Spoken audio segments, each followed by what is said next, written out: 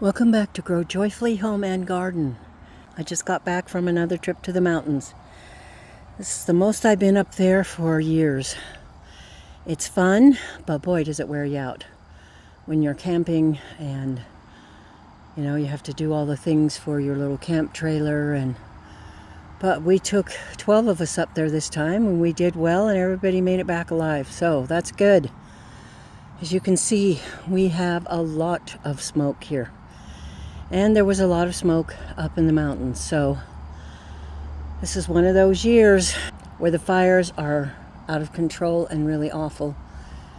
And there's a lot of smoke clear across Canada and the United States. To me, that's kind of weird, and it's difficult. Especially to get out and garden and not have your lungs be bothered and have it slow you down. But one positive point is it's a little cooler in the mornings.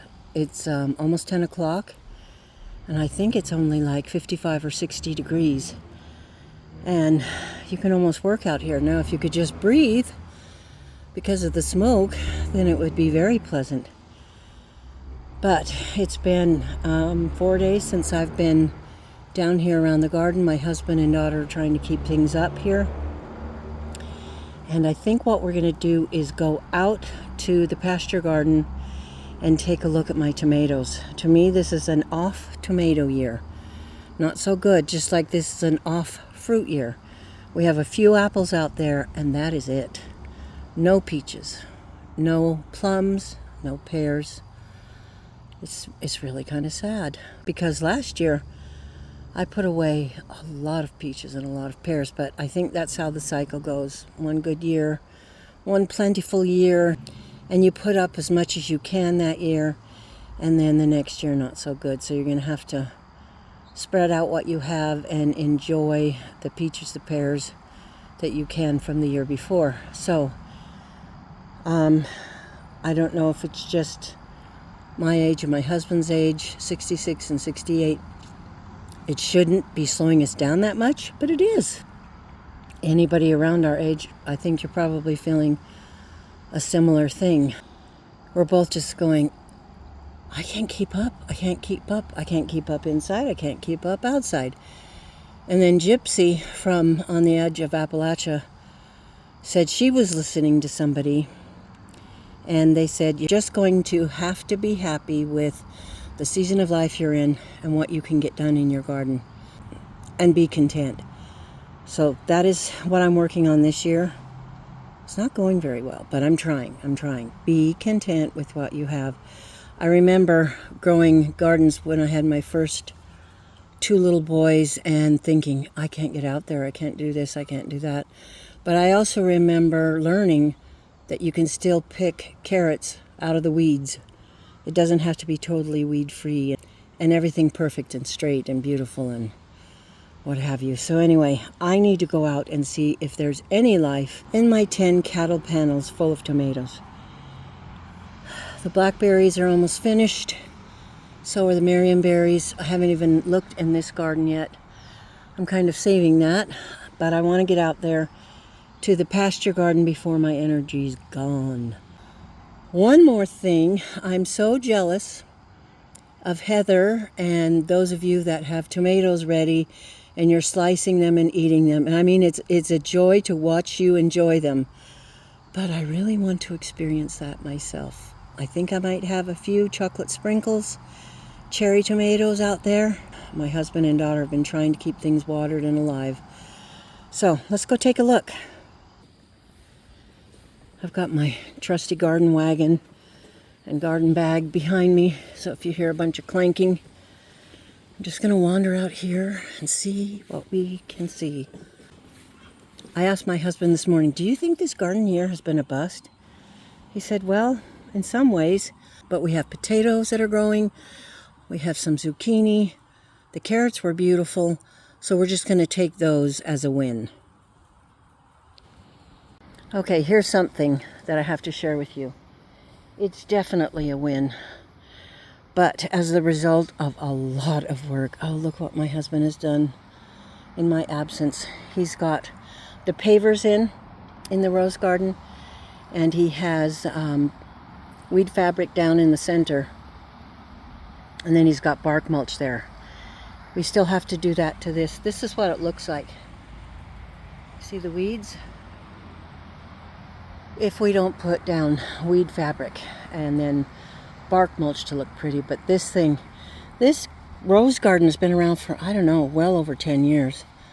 And it's been such a trial and such a mess. But I think once he finishes all the weed fabric and gets the bark mulch down, that it's going to be a great joy. So I'm so thankful to him for that. You go away for 4 days and you come back, and especially with pumpkins and squash, bam, there they are, and that's great. And you can see I mowed this path just before I left, and here it is again, nice and tall. So this is a space that my husband made for me on the end of this corn patch. Not all that many corn stalks came up, but we're going to enjoy the ones that we have, and looks like we're going to get a couple. Look how tall it is. But I planted zucchini in here, a yellow squash, one watermelon, and then another zucchini squash. But I wanted to check them today. They have grown easily 6 inches. And look at this.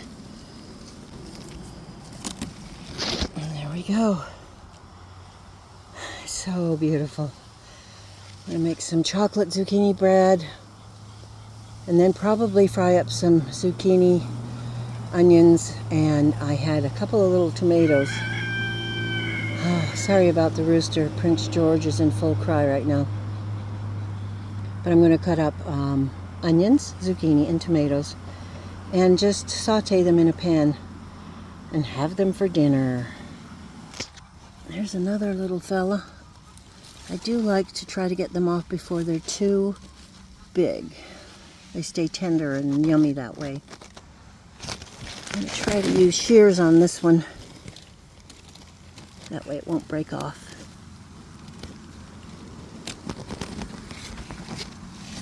And there we go. Here's some yellow squash. Look at this one. And this one. I wish I could send the squash blossoms to Stead Que and Renee's Garden Adventures so they could enjoy them. For some reason, squash blossoms and eating them, stuffed or deep fried or whatever, just doesn't appeal to me. This is one plant. It's huge. I don't know why this leaf right here and this leaf got all brown and unhappy. Something's bugging it, and I'm sure it's a bug. But I'm going to cut them off and then harvest any of the zucchini that are ready. There's one here.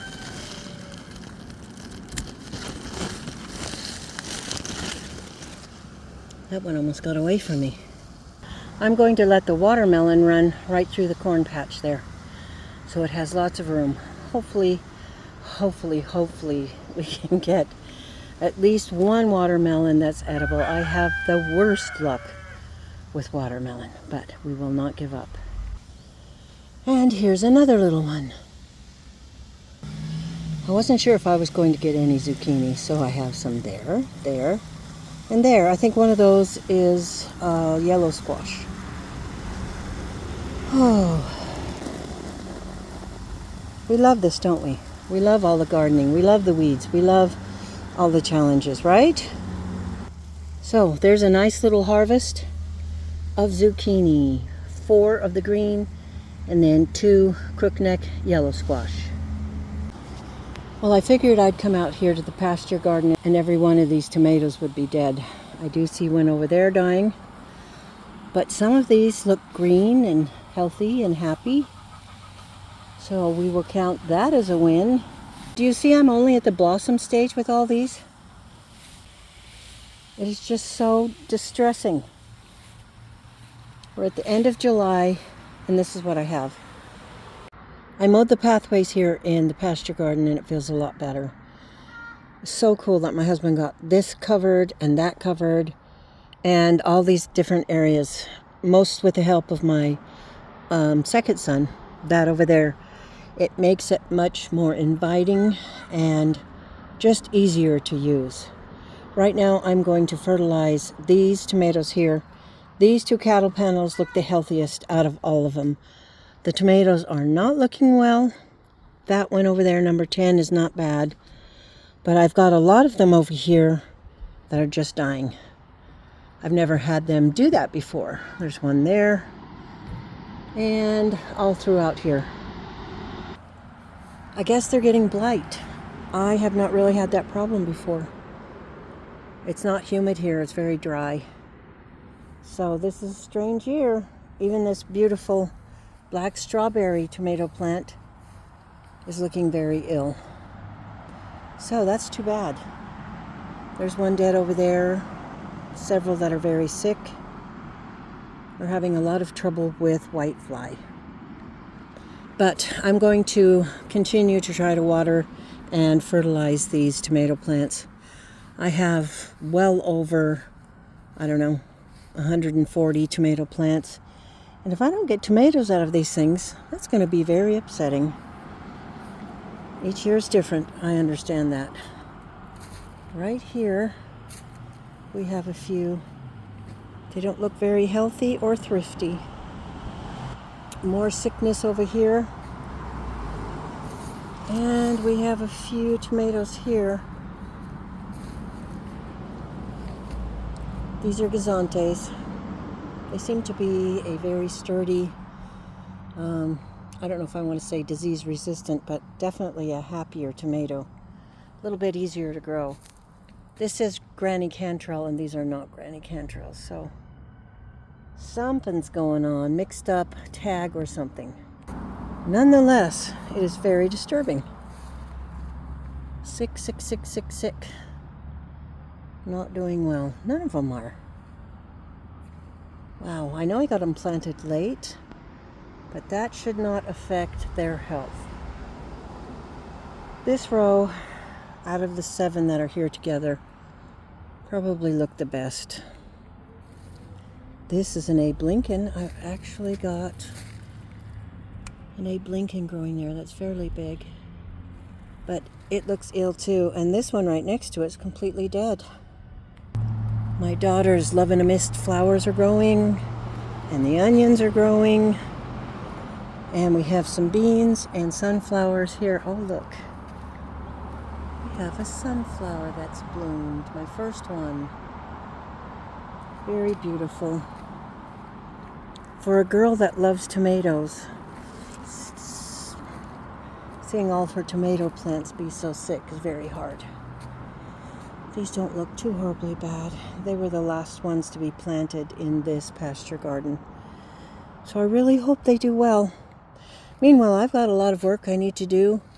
I'm going to go and get some fertilizer. I need to get a 5-gallon bucket, cut some of my comfrey off, fill the bucket full, fill it with water and let it kind of soak and stew for the next couple of weeks. It's so stinky, but it just works so well and has so much nutrition in it. So meanwhile, I hope you guys are getting things done. I really hope the smoke is not bothering you as much as it is here, but I have a feeling it is. Stay busy, try to stay motivated. Take a break from gardening now and then, just so that you can come back at it fresh. Try to keep your area clean and tidy, weed-eated, mowed, because it makes you feel so much better. You all have a really wonderful day. Thanks for stopping by, and we'll see you on the next video.